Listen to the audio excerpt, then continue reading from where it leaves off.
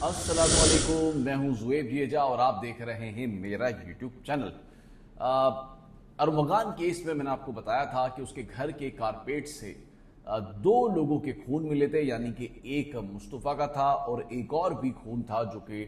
Data analysis से मालूम हो रहा था कि वो किसी लड़की का खून है। लेकिन जाहिर है जब तक किसी का डीएनए नहीं मिल जाता सामने से तो आपको ये मालूम करना मुश्किल होता है कि ये खून आखिर किसका है जो वहां पर मौजूद था। तो पुलिस ने शिराज ने जो अपना बयान बताया था उसमें उसने बताया था कि जूमा पर भी उसने जो वो तशद्दुद किया था,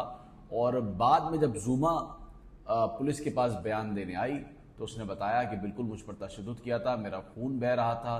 फिर वहीं से उसका मेडिकल करवाया गया और उसके खून के नमूने लिए गए और फिर उसे डीएनए के लिए कराची यूनिवर्सिटी की लैब भेजा गया, जहां पर उसकी जो रिपोर्ट मौसूल हुई है वो मैं आपको बताता हूँ वो रिपोर्ट क्या है। उस रिपोर्ट में ये बताया गया है कि जो खून पुलिस की जानिब से यानी कि एबीसीसी की जानिब से जो खून के नमूने भेजे गए थे उसमें बताया गया है कि वो एक लड़की के थे, लेकिन बाद में जब एक का पुलिस की जानिब से हमें सैंपल जमा कराए गए, कुछ मजीद नमूने जमा कराए गए, तो मालूम हुआ कि ये जो नमूने हैं ये जो पहले जिस लड़की का खून के नमूने जमा कराए गए थे उसके साथ मैच करता है और उसका नाम जो है वो जूमा, उसका नाम जो है वो बताया जाता है जूमा के नाम से उसकी शनाख्त होती है।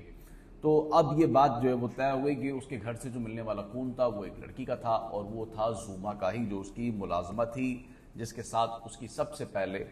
अनबंद हुई थी और उसके बाद दूसरे रोज उसने मुस्तफ़ा को बुलाया था। अब यहाँ पे मामला है क्या? अब ये तो बात सामने आ गई, अब इससे होगा क्या? ये एक समझने की बात है कि अब होगा क्या। ठीक है, उसके खून के नमूने आ गए, पता चल गया वो जूमा का खून है, लेकिन ये रिपोर्ट आने से पहले भी मालूम था कि ये खून उसी का ही होगा क्योंकि उससे एक रोज पहले उसी को ही बुलवाया गया था। लेकिन जाहिर कानून के अंदर ये सारी चीज़ों को एक तरह से जो है वो तय किया जाता है, फर्दर स्टेप बाय स्टेप चला जाता है। अब होगा ये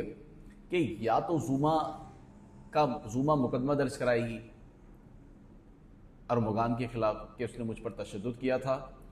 और मेरे साथ तशद्दुद किया, मुझे जान से मारने की धमकी दी, और एक रिपोर्ट में यह भी लिखा गया कि मेरे साथ ज्यादती की। और अब या तो ये मुकदमा दर्ज होगा या फिर रियासत मुकदमा दर्ज करवाएगी अरमगान के खिलाफ डिफेंस थाने में, क्योंकि वो एनएमसी गई थी, नेशनल मेडिकल की जो जुडिक्शन है वो एनएमसी बनती है। या तो ये होगा या फिर जिस तरह शिराज जो है वो अरमगान के खिलाफ वादा माफ गवाह बन रहा था और वो वादा माफ गवाह बन के अपने आप को इस केस से बचाने की कोशिश कर रहा था, अगर वादा माफ गवाह बन जाता तो वो भी इस केस से आगे चल के निकल जाता, जमानत हो जाती और वो गवाह के तौर पर शामिल हो जाता। अब यहाँ पर भी इसी तरह कि जो जूमा है वो भी यहाँ पे वादा माफ गवाह बनना चाहती है कि मैं मुकदमा दर्ज नहीं करवा सकती क्योंकि मेरे जो है वो निजी मामलात हैं, मैं मीडिया पर आना नहीं चाहती हूँ और लिहाजा मैं वादा माफ गवाह बन जाती हूँ। अब यहाँ पर थोड़ा सा पुलिस एक तरह से फंस गई कि इसको वादा माफ गवाह बना जाए या फिर इसको मुकदमे में शामिल किया जाए या इसको चालान में तो खैर वो शामिल होगी। तो यहाँ पर आकर जो गुत्थियाँ हैं वो सुलझ नहीं पा रही हैं, लेकिन जो अंदाज़ा है वो यही कि ये वादा माफ गवाह बनेगी। चूँकि जो पूरा केस जिस तरह से चल रहा है, मैं पहले दिन से इस मामले को सारा देख रहा हूँ, तो मुझे मालूम हो रहा है कि इसकी जो जूमा की कहीं पे कोई ऐसी गलती नहीं है जिसकी वजह से इसको इस केस में बतौर मुल्जिमा शामिल किया जाए। ये बतौर गवाह या ये अपना मुकदमा दर्ज कराए, बेहतर यही कि ये अपना मुकदमा दर्ज कराए क्योंकि सबसे पहले इसी पर तशद्दुद किया था और इसको भी बहुत ही जो है वो बेरहमाना तरीके से इस जालिम शख्स ने इसको तशद्दुद का निशाना बनाया था। और इसमें जो डिफेंस थाने की पुलिस थी वो उसके साथ बिल्कुल शामिल थी। जिस तरह से उसने इसको जब एनएमसी भेजा और उसके बाद इसने पुलिस को कॉल की और शिराज के ज़रिए जो है वो उसने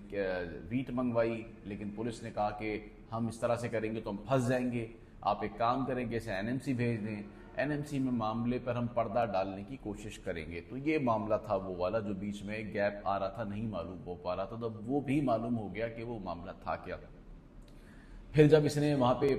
एनएमसी पहुंची तो पुलिस ने इस मामले पर पर्दा डालने की कोशिश करी, पुलिस ने इसका मेडिकल नहीं करवाया, पुलिस ने इस वाक़े का मुकदमा दर्ज नहीं किया,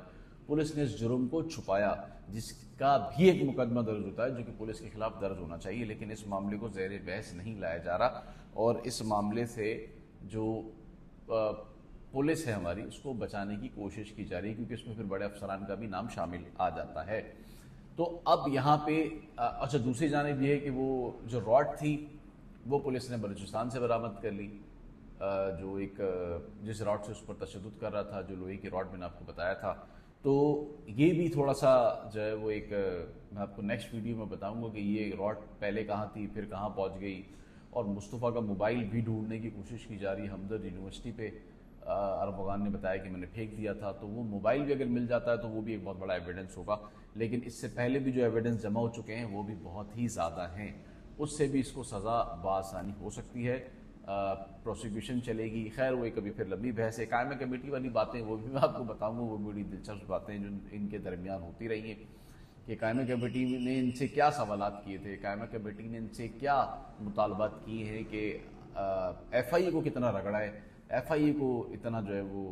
उनकी सरजनिश की है कि क्यों आपने कॉल सेंटर की फहरिस्त नहीं बनाई हुई, कॉल सेंटर क्यों इतने अरसे से चल रहा था, क्योंकि FIA के डोमेन में आता है, ये पुलिस का मामला तो है नहीं। तो एक दूसरे पर डालने की जो है वो FIA पुलिस पे, पुलिस FIA पे, FIA पुलिस पे, पुलिस FIA पे, तो ये भी एक बड़ा जो है वो मामला, ये मैं अगली वीडियो में आपके साथ ज़रूर शेयर करूँगा।